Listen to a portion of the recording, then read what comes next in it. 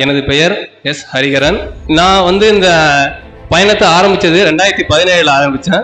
சரி நம்ம படிக்கலாம் அப்படின்னும்பொழுது எனக்கு முதல்ல எனக்கு படிக்கணும்னு உடனே சரி ஏதோ ஒரு அகாடமி ஜாயின் பண்ணணும்னு நினச்ச உடனே நான் போனது நம்ம ஆகாஷ் அகாடமி தான் ஜாயின் பண்ணேன்.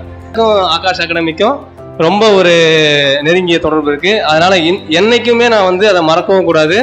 நான் Aakash academy 2017 first time police class போய் ஃபர்ஸ்ட் டைம்லேயே நான் கிளியர் பண்ணிட்டேன். காட்சி கிளியேன் கடிஞ்சொல்லன் அல்லனேல் மீக்கூறும் மன்னன் நிலம் அரண் ஈனும் இன்பமும் ஈனும் திறனின்றி தீதின்றி வந்த பொருள். அதாவது நம்ம பெரியோர்கள் என்ன சொல்லியிருக்காங்களோ அந்த அற வழியில் நம்ம நின்று அதன் மூலியமா ஈட்டக்கூடிய பொருள் தான் நமக்கு என்றைக்குமே நிலையானதாகவும் இருக்கும். வலியார் முன் தன்னை நினைக்கத்தான் தன்னின் மெலியார் மேல் செல்லும் இடத்து. இங்கு கூடியிருக்கும் அனைவருக்கும் எனது இனிய காலை வணக்கத்தை தெரிவித்துக் கொள்கிறேன். எனது பெயர் எஸ் ஹரிகரன். நான் இங்கு கடலூர் மாவட்ட காவல்துறையில் கடலூர் மாவட்ட ஆயுதப்படையில் பணியாற்றி கொண்டிருக்கிறேன். மேலும் எங்களது ஐயாவான திரு காவல் கண்காணிப்பாளர் ஐயா அவர்களிடம் நான் காத்திருப்பு காவலராக பணிபுரிந்து வருகிறேன். மேலும் இந்த விழாவை ஏற்பாடு செய்த எனது எப்படி சொல்றதுன்னா எனது தாய் வீடுன்னு கூட நம்ம சொல்லலாம். அந்த அளவுக்கு எனக்கும் ஆகாஷ் அகாடமிக்கும் ஒரு நெருங்கிய தொடர்பு இருக்கு. அந்த அகாடமிக்கும் எங்களோட ஆசானான ஆகாஷ் ஐயாவுக்கும் என்னோட முதற்கண் வணக்கத்தையும், மேலும் எங்களை போன்ற இந்த காவலர்கள் மென்மேலும் கடலூர் மாவட்டத்தில் இருக்கிற அனைத்து காவலர்களும் மெருகேற்றி கொண்டிருக்கும் எங்களோட காவல் கண்காணிப்பாளர் ஐயா அவர்களுக்கும், மேலும் மேடையை சிறப்பித்துக் கொண்டிருக்கும் அனைத்து ஐயா அவர்களுக்கும் என்னுடைய வணக்கத்தை தெரிவித்துக் கொள்கிறேன். மேலும் இந்த விழாவை மிகச் சிறப்பாக ஏற்பாடு செய்த ஆகாஷ் அகாடமியின் அனைத்து அலுவலர்களுக்கும் என்னுடைய நன்றிகளையும் என்னுடைய முதற்கண் வணக்கத்தை தெரிவித்துக் கொள்கிறேன். நான் இந்த பயணத்தை ஆரம்பித்தது 2017 ஆரம்பித்தேன். அப்போ ஒரு சிம்பிளாக சொல்லி முடிக்கணும்னா எங்கள் ஊரில் ஒரு கோவில் ஒன்று இருக்குது. அந்த கோவிலில் ஒரு 50 வருஷமான ஒரு அரச மரம் ஒன்று இருக்குது.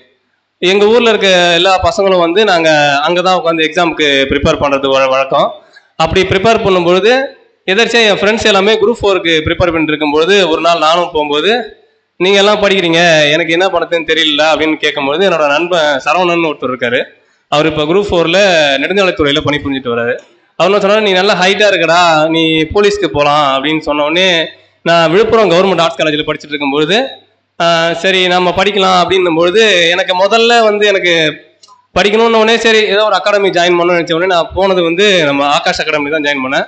நான் Aakash academy 2017 first time police class போய் ஃபர்ஸ்ட் டைம்லேயே நான் கிளியர் பண்ணிட்டேன். அடுத்து அந்த தொடர்ச்சியோடு இப்போ திரும்பவும் 2023 எஸ்ஏ எக்ஸாமில் பார்ட்டிசிபேட் பண்ணி இதுலேயும் நான் கிளியர் பண்ணியிருக்கேன்றதால எனக்கும் ஆகாஷ் அகாடமிக்கும் ரொம்ப ஒரு நெருங்கிய தொடர்பு இருக்குது. அதனால் என்றைக்குமே நான் அதை மறக்கவும் கூடாது. அதில் அந்த நன்றி எனக்கு என்றைக்குமே இருக்குது.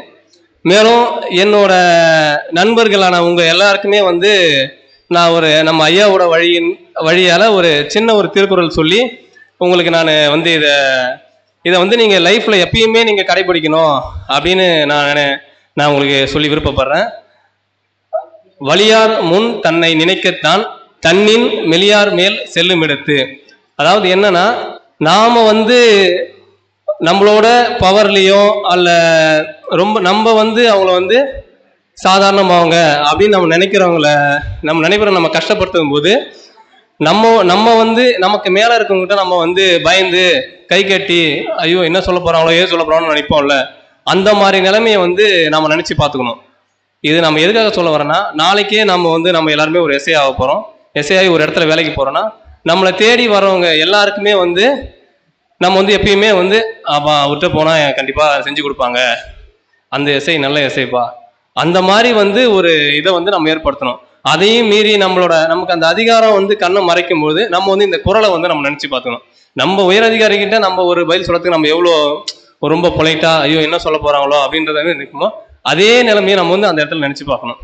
அதே போல் எங்கள் ஐயாவை பற்றி நான் கண்டிப்பாக நான் சொல்லியே ஆகணும். முறையாக ஐயா 10/2/2023 அன்னைக்கு தான் இங்கே கடலூர் மாவட்டத்தில் பணியேறாங்க. ஐயாவை பார்த்த உடனே ஐயா 2 நாளில் ஒரு விஷயம் நம்ம மாவட்ட காவல் அலுவலகத்தில் செய்ய சொன்னாங்க. ஒரு திருக்குறள் பலகை வச்சு டெய்லி ஒரு திருக்குறள் ஒரு பொருள் எழுதணும் அப்படின்னு சொன்னாங்க.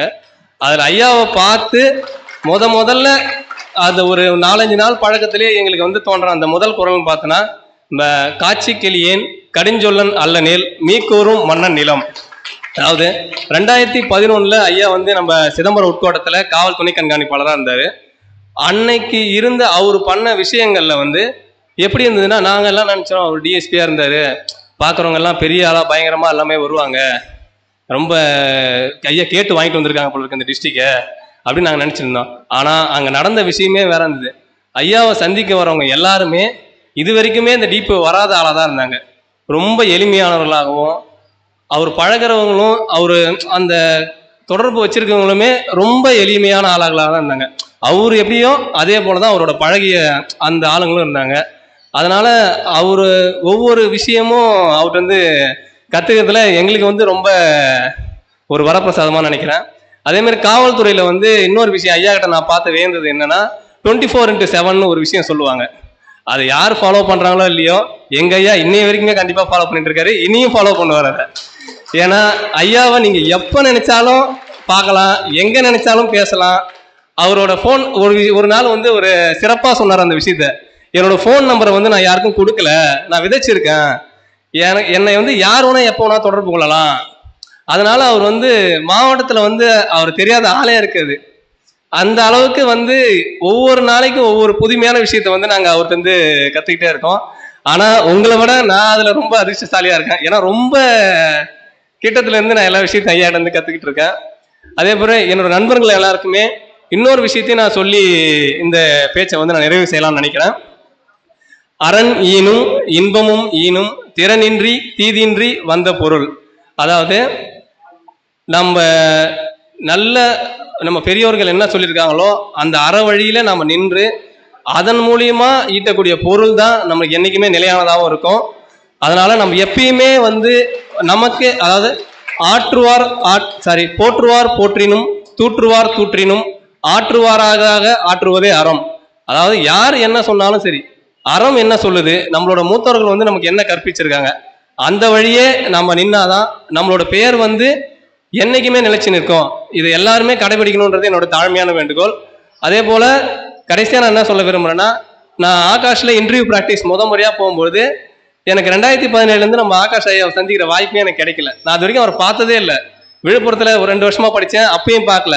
அந்த ஃபோட்டோவில் பார்க்கறதோட சரி, மீசை பெருசாக வச்சிருப்பாரு, அவர் தான் ஆகாஷ் ஐயா அப்படின்றது அந்த ஒரு தோற்றத்தோட சரி. முதல்ல வந்து நான் வந்து அவரை வந்து எங்கள் காவல் கண்காணிப்பாளர் இன்வைட் பண்ண வரப்போ பார்த்தேன்.